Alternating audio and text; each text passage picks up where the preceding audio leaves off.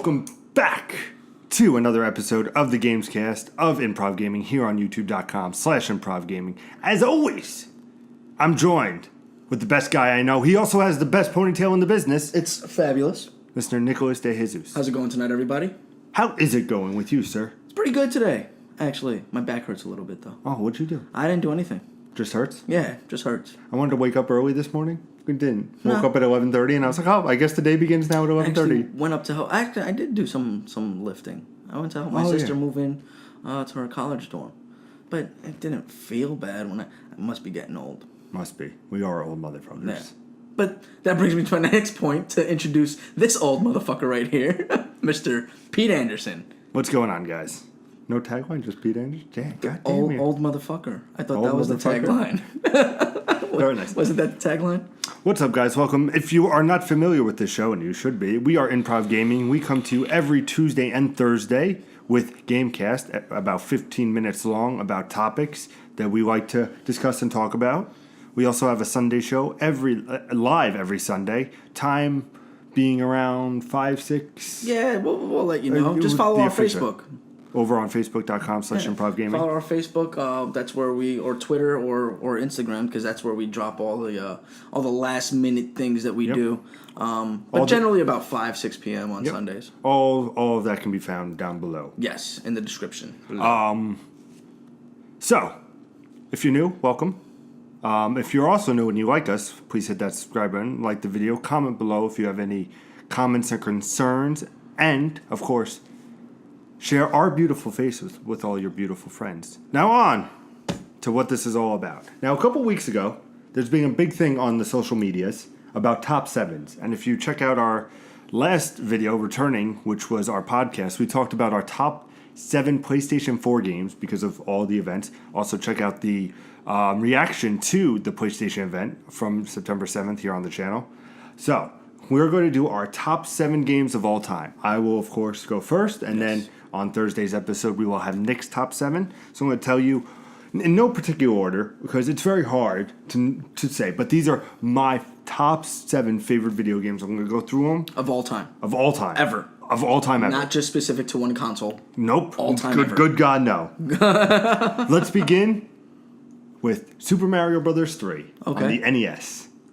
I could vouch for that. I mean, you have to put that on your list, right? I mean, people always say they like Super Mario Brothers World more. It's all right. Well, everything changed in Super Mario Brothers World. You know, like the graphics shifted. All of a sudden, you were part of a different world than what you're used to. Dinosaur Land or whatever. Yeah. But I love Super Mario Bros. 3. I thought it was amazing. It had that theater aspect, which of course I am in love with. I mean, what's not to love about this game? I must have played this game 1,000 times. I still have the original NES cartridge of it, you know.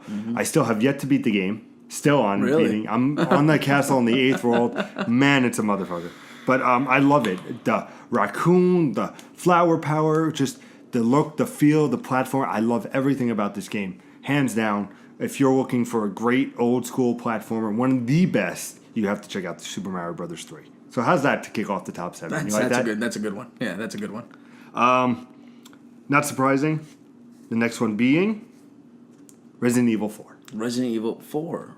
Okay. I love Resident Evil 4. Okay. It is the first time a game made me play it multiple times. Okay.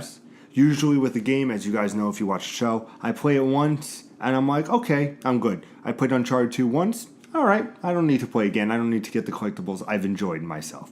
Resident Evil 4, complete opposite. It drew me in with the story. I wanted to get every single weapon. I wanted to play every single weapon. Fun fact, it is $19.99 on the PSN right now. It's the Resident Evil 4 HD. Was really tempted on getting that, but I feel like it's going to go on sale soon. So yeah. I also picked up Journey today. It's free. Really? So expect a Let's Play. I'm going to explore and finally sit down with Journey and see what that is. Maybe it will be a nice little big stream. I don't know. I haven't decided. Little Big Stream. Little Big Stream. Not like Little Big Planet. But no, the game was great. I mean, over the shoulder, first time for the game. Just felt right. It was action-packed. It had the... and I know people don't like it, but the button prompts that come up on the screen. Yeah. You know, but it was just so well done where I'm just like, every move I made, the bosses, everything. Just absolutely a joy to play. I must have played it 4 or 5 times on the PlayStation 2. definitely one of my favorite games of all time, without a doubt. Moving on, not a surprise here, Psi-op's the Mind Game Conspiracy. You knew that was coming. Had to have been coming, man. Interesting story. That's the first game that made me replay a game. Really? Yes. You learned something today, ladies and gentlemen. If you haven't played Psi-op's the Mind Game Conspiracy, what is wrong with you? No.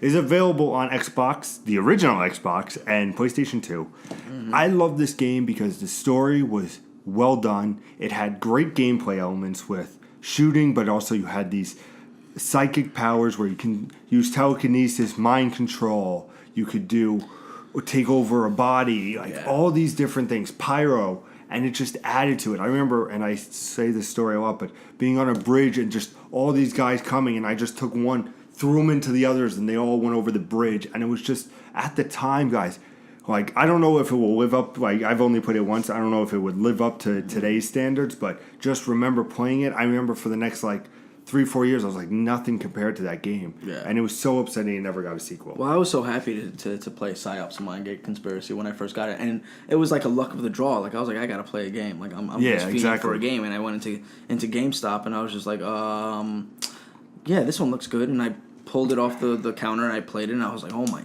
God, this game is absolutely phenomenal. I love that game. I really do. The Ragdoll... I think started kind of with that game. It felt like yeah, that was the first time I had to experience some ragdoll physics. Number 4. Remember, no particular order. Kingdom Hearts, the original. Okay, I'm surprised I didn't put that on my list. You still have time. No, that's okay. They won't see it until Thursday. Yeah, but you've already said it, so why should I? Yeah, we can't have this. We could always have the same thing. Kingdom Hearts, the first one. Even the second one's good. Don't get me wrong. I love the first one. Yes. A big Disney fan, loved it. I mean, just I can go to the Peter Pan's World, my favorite Disney movie. I can go to Little Mermaid. I can go to Hercules. I can go to all these different things. And of course, many people know one of my favorite villains is Maleficent. Love that she was the main master hand behind the Disney villains. Yeah. Just seeing it and just... the cool dynamic with the villains and the Keyblade. It was something totally out of left field. It was a merge of love. If you haven't, make sure you check it out. There's so many remakes and redones of it. I mean, like I said, Kingdom Hearts 2 is good. Don't get me wrong. Love the thing I liked about Kingdom Hearts 2 was the dual wield. Yes, and the absolutely. Psychic, when he would power up in Kingdom Hearts 2, all of a sudden his blades became disconnected from his hands, and they would hover around his hands. Yeah. So I liked the way that he would whip them around a lot like Kratos would whip out the chains of Olympus. It just felt like... I liked it just because they took it to that next level of, this is how powerful Sora is going to be. Yeah. But the first one just made me fall in love with the franchise. And completely. It was just a great story, great characters of cameos. I mean, I can't wait for the third one. God knows when that's coming out. Yeah, who knows? I'd like to see that. I wonder if they're going to put the same kind of dedication into building your own gummy ship. I could see it. I could see that. Moving on. My most recent game, which people might give me stick, is South Park: Stick of Truth. South Park: The Stick of Truth. Now you know I'm going to hate you on this one. I know you will. Now, not to say that I don't love South Park, because I do. I'm a huge fanatic of South Park. Kenny is no longer in the picture, which kind of upsets me a little bit. But I do love South Park. But I just thought that they could have done a better job with that game. Which, of course, Fractured But Whole hasn't come out yet. Who knows? That might take its spot.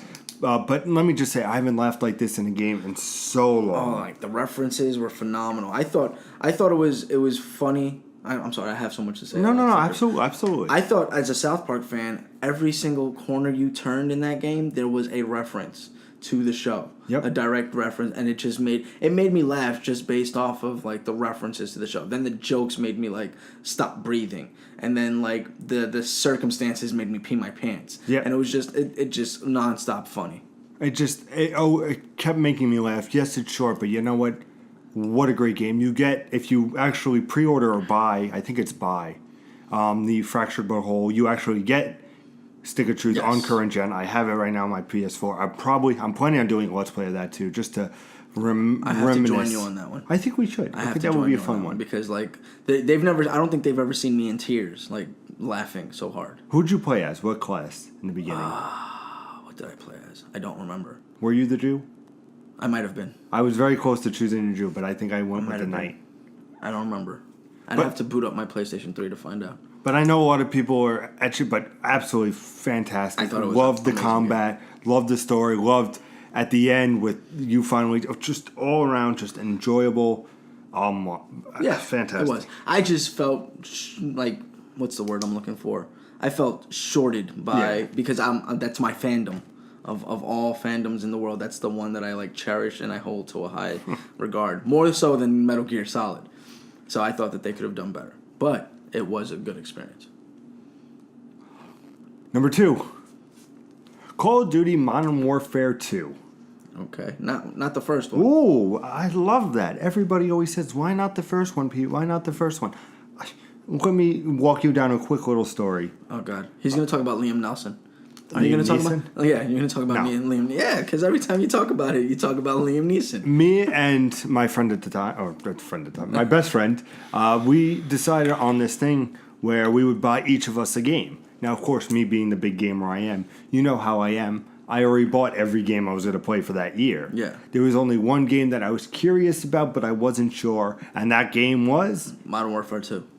Because I never played a Call of Duty. I was never really into them. I was like, nothing special about this. And I remember he goes, "Is this really what you want?" I was like, yeah, I have nothing else I want to play. So I ended up picking up Modern Warfare 2, and my God, it's hands down my favorite first-person shooter of all time. The story was great. The multiplayer, I sunk so many hours, and that was the first game I really sunk a lot of multiplayer into. Except for my number 1, which took multiplayer to the next level for me, but that's beside the point. But absolutely fantastic. It was just well done, great. I don't know why it went so loud there. I think I might have. Oh, you might have hit it.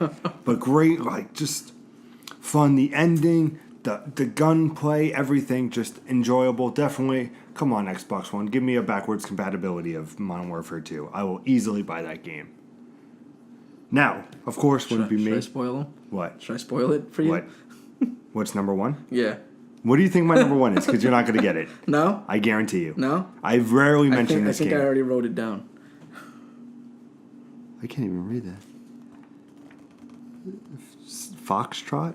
Rainbow Six Siege? Yeah. No. No? Not at all. Oh, all right. You're a little smart. Honorable mentions, though. Okay.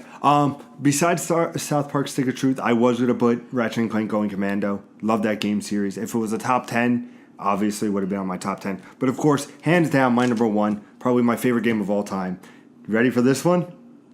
Splinter Cell Conviction. Oh. Yeah. Okay.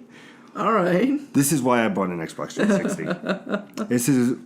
It was only available for the Xbox 360, and I was like, I have to play this game. I love Sam Fisher. I love the whole idea of it. I have to play this game. And my God, I was not disappointed. Yeah. I believe, now you could quote me if I'm wrong, I believe it had Spies vs. Mercs in that one. It might have been. I'm not entirely sure. I'm pretty sure it did. I think Blacklist was the one that didn't have it. I'm not entirely sure. I've never followed the Splinter Cell.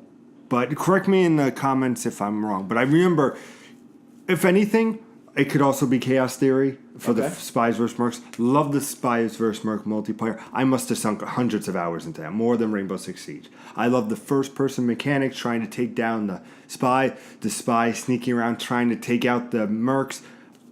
Best online multiplayer I've ever played, bar none. And the story, my God, going to these places like the Lincoln... the statue at Lincoln in Washington and the presidency at the end, having to choose who to shoot, what not to shoot. Amazing game. Definitely, if not my number 1, it's definitely number 2. I can't say more great things about this game. I mean, absolutely fantastic. Everything you would want in a game. The mechanics were there, the shooting was there, the multiplayer was there, the story was there. The Jeremy Irons, who I think did the voice of Sam Fisher. I might be getting that wrong. Maybe. I don't know. I might be getting... But just did a fantastic... Do yourselves a favor. Go get that fucking game.